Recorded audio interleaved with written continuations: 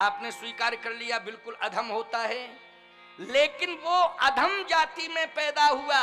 पक्षी जाति में भी अधम जाति है, कौन? गीध की। गोस्वामी जी कहते गीध अधम खग आम सभोगी, ओ गति दीनी जो जांचत जोगी, गति दीनी जो जांचत जोगी। बड़े बड़े अमलात्मा विमलात्मा हंस परमहंसों को ऐसी गति नहीं मिलती है जैसी गति अधम पक्षी गीध को मिली। अच्छा क्यों मिली? क्या गीध ने तपस्या की थी? नहीं प्यारे, तपस्या नहीं की थी। उसने कर्तव्य निर्वाहित किया, कर्तव्य बोध, कर्तव्य का पालन। कर्तव्य का पालन करने वाला भी भगवान के धाम का अधिकारी है। जैसे आप किसान हैं, आप जंगल में भजन नहीं कर रहे हैं, आप तपस्या नहीं कर पा रहे हैं, लेकिन आप अपने खेत में प्रवेश करके निष्ठा पूर्वक मेहनत के साथ अगर आप कर्म कर रहे हैं, अगर आप खेत में अपना बीज डाल रहे हैं, तो निश्चित रूप से परमात्मा उसी कृषि में प्रकट होकर के तुम्हें वरदान दे देगा और तुम्हारे सारे मनोरथ पूर्ण कर देगा। और याद रखना, उसी कर्तव्य से तुम्हें परमात्मा का वैकुंठ भी प्राप्त हो जाएगा, परमात्मा की कृपा भी प्राप्त हो जाएगी कर्म के बल पर। इसलिए गीधराज जी ने कर्म किया है। गीधराज जी ने कर्म के बल पर, भगवान ने इस बात को स्वयं अपनी वाणी से कहा। अगर मैं कहता या तुलसीदास जी कहते तो मैं नहीं मानता, लेकिन जब भगवान स्वयं कह रहे हैं, तुलसीदास जी ने तो लिखा है, क्या कह रहे हैं? जल भरी नयन भरी नयन, आंखों में आंसू हैं। जल भरी नयन कहत रघुराई,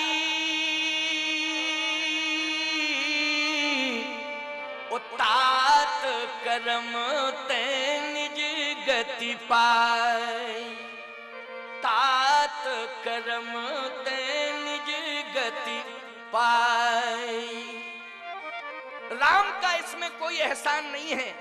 आपने जो कर्म किया है, उस कर्म की ये परिणति है कि आपको मैं अपने धाम भेज रहा हूं। देखो भाई, कर्म के बल पर वैकुंठ मिला जटायु जी को, कर्म के बल पर। कर्म क्या था? कर्म आपने पढ़ा होगा, आपको कर्म याद होगा। कौन नहीं जानता है भगवती श्री जानकी जी की रक्षा करने में सबसे आगे कौन आया? इस विश्व की धरती पर यदि जानकी माता की रक्षा करने के लिए आया तो बोलो, गीध आया कि नहीं आया? जटायु आया कि नहीं आया?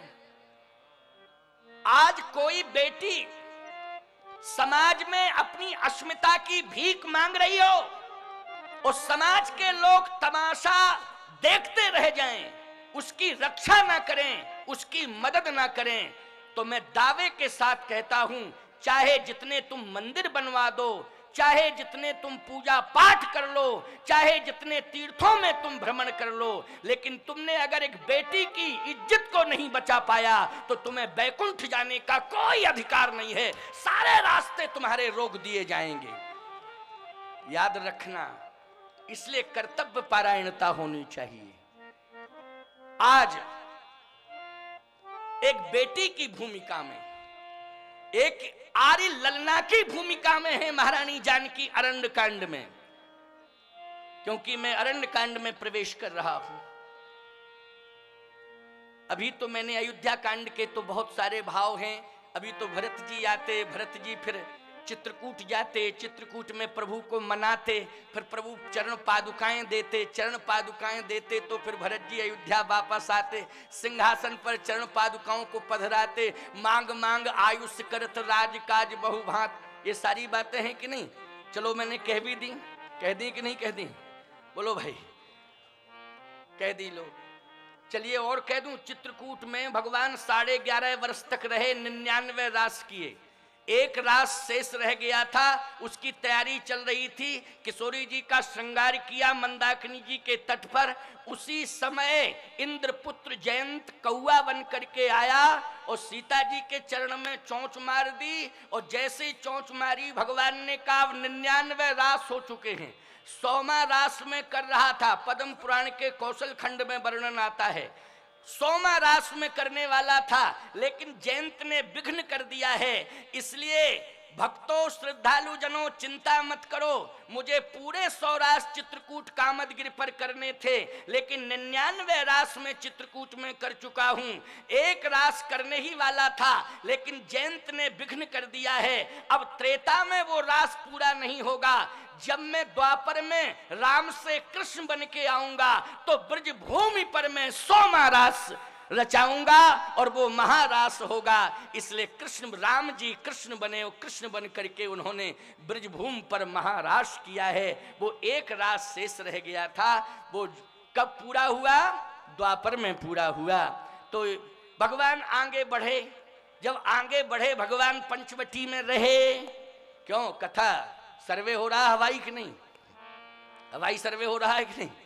भगवान पंचवटी में रहे और पंचवटी में भी ऐसी विडंबना पैदा हुई प्यारे कि सूर्पनखा आई और सूर्पनखा ने ऐसा रहस्य रचाया, ऐसी विडंबना पैदा की कि लक्ष्मण को नाक कान काटने पड़े। और नाक कान काटे तो मनहु चुनौती दीन, ये रावण को चुनौती दी गई थी। और चुनौती जैसे ही रावण को मिली, यहीं से सीता हरण की कथा प्रारंभ हो गई, समझ लेना। यहीं से सीता हरण की कथा स्पर्श कर दिया मैंने, स्थलों को स्पर्श कर दिया है। और भविष्य में कभी चांस होगा ना, तो हर प्रसंग की गूढ़ व्याख्या होगी, हर प्रसंग को गहराई तक ले जाऊंगा, क्योंकि मुझे उत्तरकांड तक पूरा करना है और 9 तारीख तक राम कथा का विश्राम करना है और उसमें अन्य औपचारिकताएं भी हैं। ये तो महीनों कथा चले तब भी पूरी कथा नहीं हो पाएगी प्यारे, है ना। परंतु आप जैसे मर्मज्ञ श्रोताओं के बीच में हमारा भावों का इशारा ही पर्याप्त है। इशारे में ही आप समझ लेते हैं कि स्वामी जी इस भाव को इस तरह से कह रहे हैं। आप समझदार श्रोता हैं। इसलिए जैसे ही पंचवटी में श्री किशोरी जी के हरण की प्रक्रिया शुरू हुई और रावण ने साधु का भेष बनाया, और साधु के भेष में जैसे ही श्री किशोरी जी को रथ में बिठाला, अब आप देखें, रथ में जैसे ही सीता जी बैठी, क्रोधवंत तब रावण, क्रोधवंत तब रावण, लीन से रथ बैठा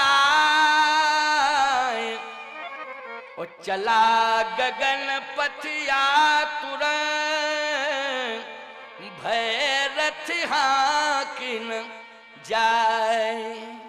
चला गगन पथिया तुरंत,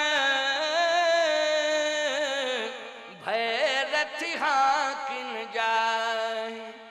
रथ चलाते नहीं बन रहा है, भयभीत है, कांप रहा है, कांप रहा है, भयभीत है। लेकिन जैसे ही श्री किशोरी जी रथ उड़ा, किशोरी जी ने आर्तनाद करना शुरू किया, बिलखने लगी, विलाप करने लगी, करुणा क्रंदन शुरू हो गया। कैसे हुआ? हाजग एक वीर रघुराया, हाजग एक वीर रघुराया, हाजग एक वीर रघुराया, हाजग एक वीर रघुराया। कहीं अपराध विशाल उदाया, कहीं अपराध विसार उदाया, कहीं अपराध विसार उदाया, कहीं अपराध विसार उदाया। हाजग एक वीर रघुराया। हे रघुवंश श्रोमण श्री राम, मुझसे कौन सा अपराध हुआ है जो आपने मेरा त्याग कर दिया है? मेरी रक्षा करो, मेरी रक्षा करो, मेरी रक्षा करो। थोड़ी देर में लक्ष्मण की याद आ गई। कहने लगी, लक्ष्मण गलती मेरी है, गलती तुम्हारी नहीं है। देखो ये पारिवारिक संतुलन है। ये क्या है? पारिवारिक संतुलन। फिर संकेत मिल गया माताओं आपको, और सचेत हो जाओ, सावधान हो जाओ। श्री जानकी जी ने अपने देवर को दोषी नहीं ठहराया। बोलो, देवर को दोषी ठहराया क्या? नहीं तो आज दोषी ठहरा सकती थी, कुछ भी कह सकती थी। उस समय तो अति व्यथित अवस्था में थी, वाणी से कुछ भी निकल जाता। अति व्यथित अवस्था में संतुलन वैसे बिगड़ जाता है। लेकिन धन्य है माता जानकी का चरित्र। सीता आश्चर्यतम महत्। महर्षि वाल्मीकि जी ने कहा कि भगवती सीता की महिमा का वर्णन मैं कहां तक करूं, कहां तक करूं, कितना महिमा मंडित चरित्र है। लेकिन आज श्री किशोरी जी ने लक्ष्मण को दोषी नहीं ठहराया। हा लक्ष्मण तुम्हार नहीं दोषा, उसको फल पाए कीन रोषा। हे लक्ष्मण, तुम्हारा दोष नहीं है। मैंने जो क्रोध किया है उसी क्रोध का परिणाम है कि आज मेरा हरण हो गया। माताओं, क्रोध के कारण सीता जी का हरण हुआ है। क्रोध कभी करना नहीं चाहिए, क्रोध पर नियंत्रण करना चाहिए। वो जगत जननी जगतोधारिणी है, वो तो लीला जगत में आपको संकेत देना चाहती हैं, उनसे कभी भूल नहीं हो सकती है। वो तो पराम्बा है, शक्ति स्वरूपा है, उनसे कभी अपराध नहीं हो सकता है। लेकिन भारत की नारियों को, विश्व की नारियों को शिक्षा देने के लिए आज वो संकेत दे रही हैं कि जीवन में यदि क्रोध आ जाए तो उस क्रोध को प्रकट नहीं करना चाहिए, बल्कि उसका समन करना चाहिए। क्रोध का समन होना चाहिए, क्रोध को प्रकट नहीं करना चाहिए। और यदि क्रोध को नारी प्रकट कर देगी, चाहे पुरुष हो चाहे नारी हो, कोई भी क्रोध को प्रकट कर देगा, तो निश्चित रूप से सीता जी कहती हैं क्रोध के कारण मेरा हरण हुआ है। निश्चित रूप से समाज के लोगों, अबाल वृद्ध नर नारियों, यदि आप क्रोध करोगे तो निश्चित रूप से आपके सम्मान का हरण जरूर हो जाएगा। सम्मान आपका सुरक्षित नहीं रह सकता है। क्रोध के कारण सम्मान किसी का सुरक्षित नहीं रहता है। क्रोध में ही सम्मान जाता है। सम्मान का ह्रास अगर होता है, व्यक्ति को अपमान मिलता है, तो क्रोध के कारण मिलता है। इसलिए क्रोध का समन करना चाहिए, क्रोध को प्रकट नहीं करना चाहिए। कोशिश करो कि क्रोध आवे तो उस समय आप राम राम राम राम कहने लग जाओ। हम एक उपाय आपको बता रहे हैं। जैसे क्रोध आवे तो क्रोध के समय आपको क्या कहना है? राम राम राम राम राम राम। और जैसे ही सामने वाला आपसे कुछ अनर्गल करे तेज आवाज में, उस समय आप भी राम राम राम राम बहुत तेज करें, राम राम राम राम राम राम राम राम। ईमानदारी से बताओ, क्रोध का समन हो जाएगा कि नहीं हो जाएगा? आप आए बाएं साएं बाएं मत बको, आप राम राम राम राम कहो। और सीता जी राम राम कह रही हैं कि नहीं कह रही हैं? बोलो। संकटकालीन स्थिति में सीता जी क्या कह रही हैं? राम राम। हा जग एक वीर रघुराया, कहीं अपराध विसार उदाया, आरती हरण शरण सुखदायक, हा रघुकुल सरोज दिन नायक। सीता के बिलाप सुन भारी, ओ भयउ चराचर जीव दुखाए। सीता जी के बिलाप को सुन करके चराचर में जितने भी जीव थे सब दुखी हो गए। लेकिन मैं स्पष्टीकरण चाह रहा हूं समाज के लोगों से कि सीता जी के बिलाप को सुन करके चराचर के सभी प्राणी दुखी हो गए, लेकिन चराचर में सीता जी के बिलाप को सुन करके सीता जी की मदद करने के लिए कोई आया जटायु के अलावा? नहीं आया ना? नहीं आया, केवल एक जटायु आया। मैं आपसे एक बात और पूछूं, चराचर के अंदर जनकपुर है कि नहीं? बोलो, है जनकपुर चराचर के अंदर कि चराचर से बाहर है? क्या सीता जी की करुण पुकार को महाराज श्री जनक ने नहीं सुना होगा? मैं कहता हूं सीता जी की करुण पुकार को जनक ने भी सुना, दशरथ ने भी सुना, 33 करोड़ देवताओं ने भी सुना। ऐसा कोई प्राणी नहीं था जिसने सुना ना हो। सुना सबने, लेकिन आया सामने कौन? जटायु आया, केवल एक जटायु आया। अब आप हृदय पर हाथ रख के सोच लेना, निर्णय बहुत अच्छा देने जा रहा हूं। इतना गजब का निर्णय दे रहा हूं कि सुनकर के आपको आश्चर्य हो जाएगा। सीता जी की करुण पुकार को जनक जी ने सुना, लेकिन जनक जी सुनते रहे, प्रतिक्रिया नहीं की। दशरथ जी ने सुना स्वर्ग में। आप कहोगे वो तो मृत्यु को प्राप्त हो गए थे। अरे मृत्यु को प्राप्त हुए थे तो स्वर्ग में थे कि नहीं थे? आप कहोगे स्वर्ग में थे, आ नहीं सकते थे, क्योंकि स्वर्ग चले गए, अब कैसे आते? अगर आ नहीं सकते थे तो जब भगवान राम ने राक्षसों का वध किया और रावण का वध किया और राक्षस रावण आदि सबका वध हो गया, जब एकदम लाइन क्लियर हो गई, रास्ता साफ हो गया, तो तहीं अवसर दशरथ तहीं आए। क्यों? स्वर्ग से उतर के सीधे लंका आए कि नहीं आए? बोलो, आए लंका कि नहीं आए? अगर आने की क्षमता नहीं थी तो लंका कैसे आए? मैं कहता हूं रावण के वध के बाद लंका नहीं आना चाहिए था, बल्कि रावण का वध करने के लिए जब सीता जी पुकार कर रही थी, उसी समय आकर के राम रावण का युद्ध नहीं होना चाहिए था, दशरथ और दशमुख का युद्ध होना चाहिए था। याद रखना, इतिहास अमर हो जाता कि नहीं चक्रवर्ती सम्राट का? बोलो। लेकिन दशरथ जी सुनते रहे, नहीं आए। जनक जी सुनते रहे, नहीं आए। चराचर के प्राणी सुनते रहे, नहीं आए। मैं कहता हूं बड़े बड़े सिद्ध सुनते रहे, नहीं आए।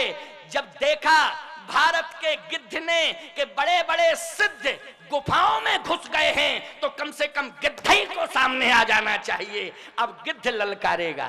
तो याद रखना, गीध ने ललकारा। कैसे ललकारा गीध ने?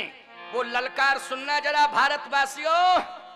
आज तुमको हम समझाइश देना चाहते हैं, चेतावनी देना चाहते हैं कि केवल तुम इस धरती पर आए हो तो धरती के भार बन के मत रहो। इस धरती को निश्चित रूप से, इस धरती को आतंक से मुक्त करो, अन्याय अत्याचार से मुक्त करो, अनाचार अत्याचार का विरोध करके इस धरती का आधार बन करके तुम इस धरती का उद्धार करने का संकल्प लो। ये आज के नौजवानों को संकल्प लेना है कि हम आधार बन करके उद्धार करें, हम धरती पर रह करके धरती का भार न बने। और गीधराज जटायु ने, आप जानते हैं, उसी समय ललकारा। कैसे? सीता जी ने कहा, मैं मान रही हूं कि आप सब रावण के आतंक के कारण सामने नहीं आ सकते हो। मैं समझ रही हूं कि रावण के आतंक के कारण आप रावण के सामने नहीं आ सकते हो, लेकिन आप मेरी सूचना, मेरे इस करुण क्रंदन की सूचना, मेरे साथ जो अन्याय अत्याचार हो रहा है, इसकी सूचना मेरे प्रभु श्री राम को सुना सकते हो कि नहीं? ये तो संभव था। रावण के अन्याय के कारण अगर कोई सामने नहीं आ सकता था, तो बोलो सीता माता के इस करुण क्रंदन की व्यथा को कोई भी जाकर के प्रभु श्री राम के पास सुना सकता था कि नहीं सुना सकता था? लेकिन किसी ने यह भी नहीं किया कि प्रभु श्री राम के पास जाकर के सीता जी की व्यथा को सुना देता। किसी ने नहीं सोचा, ये कोई गया ही नहीं। लेकिन धन्य है वो जटायु जिसने आज भारत के इतिहास को गौरवान्वित कर दिया। उस जटायु ने ललकारा। जैसे ही सीता जी की करुण पुकार बूढ़े जटायु के कान में पहुंची, विपत्ति मोरी को प्रभहि सुनावा, पुरोडास चही रासभ खावा। सीता के बिलाप सुन भारी, ओ भय चराचर जीव दुखारी। सीता जी के विलाप को सुनकर के चराचर के प्राणी दुखी हो गए, लेकिन कोई सामने नहीं आया। सामने आया तो केवल एक गीध आया, एक जटायु आया, और कोई नहीं आया। और उस गीध ने केवल देखा ही नहीं, सुना ही नहीं, बल्कि ललकारा। गीधराज सुनिया रतबानी, रघुकुल तिलक नारी पहचानी, रघुकुल तिलक नारी पहचानी। ये तो रघुकुल की नारी है, रघुकुल की नारी। अरे रघुवंश की नारी है। अच्छा भाई, कैसे पहचाना कि ये रघुवंश की नारी है? देखो, सीता जी ने विपत्ति में अपने पति का नाम लिया, और पति के नाम के साथ साथ अपने वंश का भी नाम लिया। केवल पति का ही नाम नहीं लिया, अपने वंश का भी नाम लिया। हा जग एक वीर रघुराया, रघु राया। बोलो, रघु जी का नाम आ गया कि नहीं आ गया? तो रघु में रघुवंश आ गया कि नहीं? हा जग एक वीर रघुराया, और जटायु ने रघुकुल तिलक नारी पहचानी। ये रघुकुल की नारी है। हे जटायु, अब तुझे शांत नहीं बैठना चाहिए, अब तुझे रघुकुल की नारी की रक्षा करनी चाहिए। अन्याय अत्याचार हो रहा है, इस अन्याय अत्याचार के खिलाफ आवाज उठानी चाहिए। अब तुझे शांत बैठने की कोई आवश्यकता नहीं। गीधराज जटायु ने जैसे सुना और सुनकर के ललकारा, रावण को ललकारा भी। रे रे दुष्ट ठाड़ किन होई, ऐ दुष्ट खड़ा हो जा, तू मुझे जानता नहीं है कि मैं कौन हूं। दुष्ट शब्द रावण ने पहली बार सुना था। रावण के दरबार में तो सब रावण की स्तुति वंदना करते थे, कोई दुष्ट कहने की हिम्मत नहीं जुटाता था। लेकिन दुष्ट शब्द पहली बार सुना था किसने? रावण ने। जैसे अभी उत्तर प्रदेश में एक ने मुलायम सिंह को ललकारा, और मुलायम सिंह को ललकारा तो ऐसे नहीं ललकारा, उसने स्पष्ट रूप से कहा, मुलायम सिंह, तुमसे बड़ा नालायक हिंदुस्तान में कोई दूसरा नहीं है। मुलायम सिंह बोले, हमारे पंखे कट गए हैं। नहीं, मैं बताता तुम्हें कि मैं कैसा हूं। मेरे पंखे कट गए, याद रखना। लेकिन जटायु जी अपने जीवन की चिंता नहीं कर रहे हैं। मूर्ख को मूर्ख कहना, अन्यायी को अन्यायी कहना, अत्याचारी को अत्याचारी कहना, यह जटायु का साहस है। जटायु जी डर नहीं रहे हैं, जटायु जी ललकार रहे हैं और कहते हैं, रे रे दुष्ट ठाड़ किन होई, निर्भय चलसी न जानस मोई। तू मुझे जानता नहीं है, मैं कौन हूं? मैं कौन हूं जानता है तू मुझे? रावण ने जैसे ही देखा, अब गीधराज जटायु जी ललकारे, और ललकार करके जैसे आक्रमण करने के लिए आगे बढ़े तो पंखे काम न करें। बूढ़ा शरीर हो गया, पंखे शिकस्त हो गए। अब पंखे ताकत ना दें, अब जब पंखे ही ताकत नहीं देंगे तो कैसे उड़ेंगे? अब बहुत प्रयास किया, लेकिन पंखे जो है ताकत नहीं दिए, शक्ति नहीं दिए। तो जटायु जी ने कहा, अरे पंखो, तुमने जिंदगी भर मेरा साथ दिया है, लेकिन आज मौका ऐसा है कि तुझे साथ देना चाहिए, लेकिन पंखे तुम धोखा क्यों दे रहे हो? पंखों ने कहा, मजबूरी है, पहले हमारी जवानी थी इसलिए मैंने साथ दिया, अब बुढ़ापा आ गया है इसलिए मजबूरी है। जटायु जी ने कहा, नहीं नहीं नहीं, तुम्हारा सिद्धांत गलत है। अगर तुमने मेरा पहले साथ दिया, क्योंकि पंखे बोल रहे थे, जब आपको भूख लगती थी तो मैं उड़ा करके वहां ले जाता था जहां जातिगत भोजन होता था, वहां ले जाता था। जब आपको प्यास लगती थी तो पंखों ने कहा, उड़ा करके मैं वहां ले जाता था जहां सरोवर में पानी होता था। जटायु ने कहा कि उस समय तुम उड़ा के भोजन के पास ले जाते थे, उड़ा के सरोवर के पास ले जाते थे, लेकिन आज मैं प्रार्थना कर रहा हूं, मुझे उड़ा करके वहां ले चलो जहां मेरी बेटी मुझे पुकार रही है, मुझे उसकी रक्षा करनी है, इसलिए तुम उड़ा करके मुझे वहीं ले चलो। देखो, बेटी की रक्षा करने में छटपटाहट है कि नहीं? बोलो, है कि नहीं? अपने प्राणों को भी दांव पे लगाने जा रहा है कि नहीं जा रहा है? लेकिन जिंदा है तब तक अन्याय बर्दाश्त नहीं कर रहा है।